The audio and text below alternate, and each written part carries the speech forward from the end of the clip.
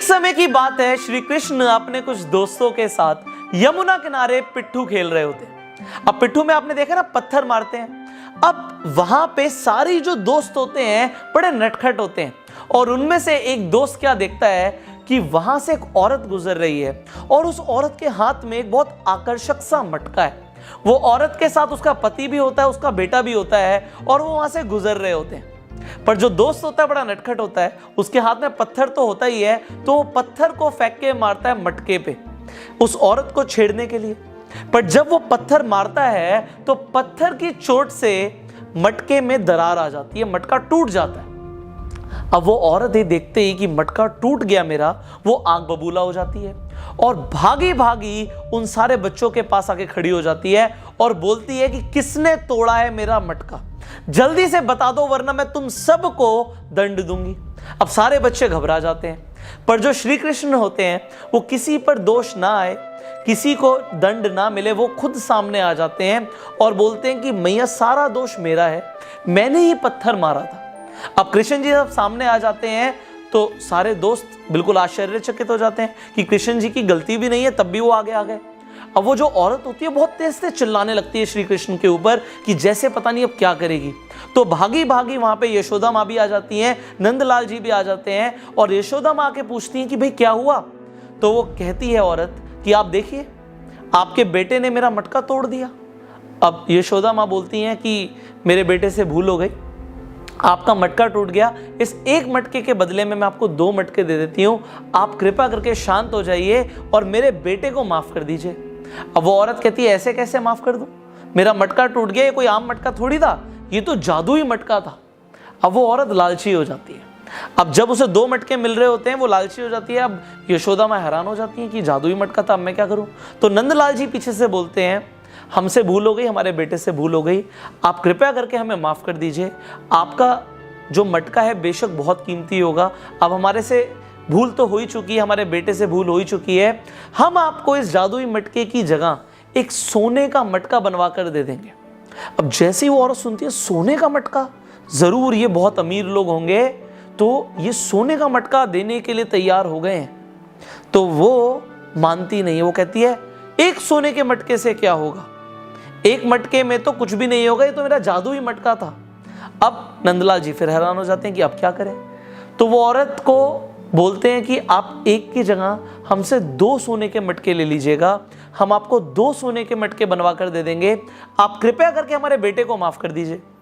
उस औरत का लालच और बढ़ जाता है कि 2-2 सोने के मटके दे रहे हैं, जरूर इनके पास बहुत पैसा होगा, तो कम से कम मुझे 10 सोने के मटके चाहिए। तो औरत बोलती है कि 2 सोने के मटके से क्या होगा, मुझे अगर आप 10 सोने के मटके देंगे तो मैं आपके बेटे को माफ कर दूंगी, वरना माफ नहीं करूंगी। अब नंदलाल जी हैरान हो जाते हैं, 10 सोने के मटके, और वो फिर भी उस औरत को बोलते हैं ठीक है, हम आपको 10 सोने के मटके बनवा कर देंगे, आप कृपया करके हमारे बेटे को माफ कर दीजिए। वो औरत कहती है ठीक है, अगर आप मुझे 10 सोने के मटके देंगे तो मैं माफ कर दूंगी। अब कृष्ण जी हैरान हो जाते हैं क्योंकि 10 सोने के मटके देने पड़ रहे हैं एक आम मटके के लिए। अब वो औरत को बोलते हैं कि मैया मुझसे भूल तो हो गई है और मेरे पिताजी मेरी भूल के लिए 10 सोने के मटके आपको दे रहे हैं, पर मैं चाहता हूं जो मटका मुझसे टूटा है वो मटका आप कृपया करके मुझे दे दीजिए, कम से कम मुझे याद रहेगा कि मैंने जिंदगी में इतनी बड़ी भूल करी थी जिसके बदले मेरे पिताजी को 10 सोने के मटके देने पड़ गए। वो औरत कहती है ठीक है, इसमें क्या बड़ी बात है, वो मटका पड़ा है वहां पर, तुम जाकर ले लो। अब कृष्ण जी वो मटका उठाकर लाते हैं, पर वो देखते हैं मटका तो टूटा ही नहीं है। वो अपनी माँ को बोलते हैं मैया ये मटका तो टूटा ही नहीं है। यशोदा माँ मटका हाथ में लेती हैं और बोलती है मटका तो बिल्कुल ठीक है, मटका तो टूटा ही नहीं है। वो औरत एकदम से छीनती है मटके को और देखती है कि मटका तो बिल्कुल सही है। अब वो क्या बोले, अब वो कहती है ये मटका तो अब जुड़ा हुआ दिख रहा है, पहले तो ये टूट गया था, मुझे तो समझ नहीं आ रहा है क्या हुआ, पर ये जादुई मटका था।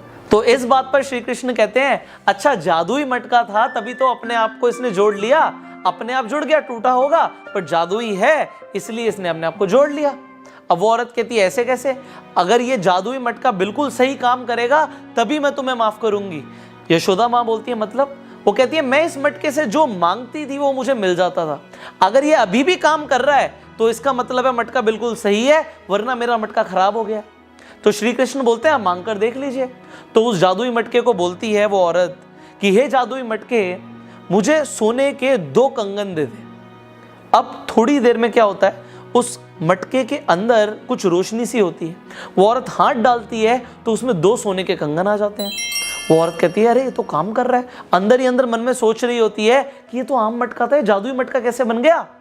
अब वो कहती है मैं अभी भी नहीं मानूंगी, ये सिर्फ मेरी बात नहीं सुनता था, मेरे बेटे की भी बात सुनता था। मेरा बेटा बोलेगा और वो जो मांगेगा अगर वो भी मिल गया तो ये काम कर रहा है। अब बेटा बोलता है हे जादुई मटके, मुझे सोने का एक खिलौना दे दे। अब उसमें दोबारा से रोशनी होती है मटके में, वो बेटा हाथ डालता है और सोने का खिलौना बाहर आ जाता है। तो वो औरत हैरान हो जाती है कि अरे ये तो जादुई मटका बन गया। तो वो औरत बोलती है ठीक है मैंने तुम्हें माफ किया, और तुरंत भागी भागी वहां से चली जाती है। अब उसके अंदर उसके सोने के कंगन भी डाल देती है, खिलौना भी डाल देती है मटके के अंदर, और वहां से चली जाती है कि अब पता नहीं वो क्या क्या मांगने वाली है। मन ही मन सोच रही होती है कि अगर मैं 10 सोने के मटके ले भी लेती तो क्या होता, अब तो ये जादुई मटका बन ही गया है, तो जो मैं मांगूंगी मुझे मिलता रहेगा। अब वो होता क्या है, जब वो आगे जाती है वो दोबारा से लालच करती है और बोलती है हे जादुई मटके, मुझे तू 100 सोने के कंगन दे दे। अब उसके अंदर रोशनी तो होती है, पर जब वो हाथ डालती है तो सिर्फ मिट्टी बाहर आती है। जो उसका ऑलरेडी उसके अंदर कंगन और खिलौना होता है वो भी मिट्टी बन चुका होता है। वो औरत दोबारा से बोलती है हे जादुई मटके, मुझे 100 सोने के कंगन दे दे। अब कुछ होता ही नहीं है, अब ना रोशनी आती है ना कुछ होता है, उसके अंदर बस मिट्टी होती है, उसके अंदर कुछ नहीं होता। तो उसका पति उस औरत को समझाता है, तुम्हें पता है तुम जिस बच्चे को डांट रही थी उस बच्चे का नाम है श्री कृष्ण, और श्री कृष्ण को पूरे गोकुल में सब बोलते हैं कि भगवान का रूप है। तुमने लालच किया और लालच का अब तुम्हें फल मिल रहा है।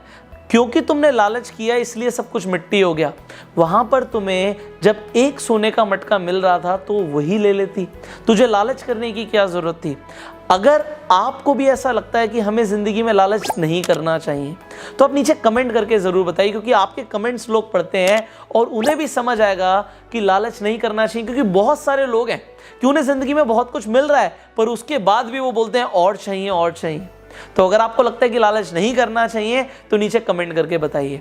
और अगर आपको ये स्टोरी अच्छी लगी तो जल्दी से लाइक कर दीजिए और शेयर कीजिए, क्योंकि बहुत सारे ऐसे लोग हैं जो जाने अनजाने में जिंदगी में बहुत लालच करते हैं और फिर उन्हें पछतावे के अलावा कुछ नहीं मिलता। तो आपके शेयर से किसी की जिंदगी बदल सकती है, तो शेयर जरूर कीजिए व्हाट्सएप पे, फेसबुक पे, जहां पर भी आप मौजूद हैं।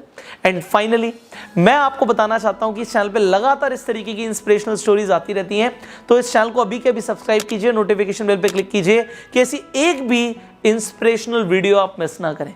सो I will see you in the next video. तब तक के लिए आप इस वीडियो को शेयर कीजिए एंड गो सेल्फ।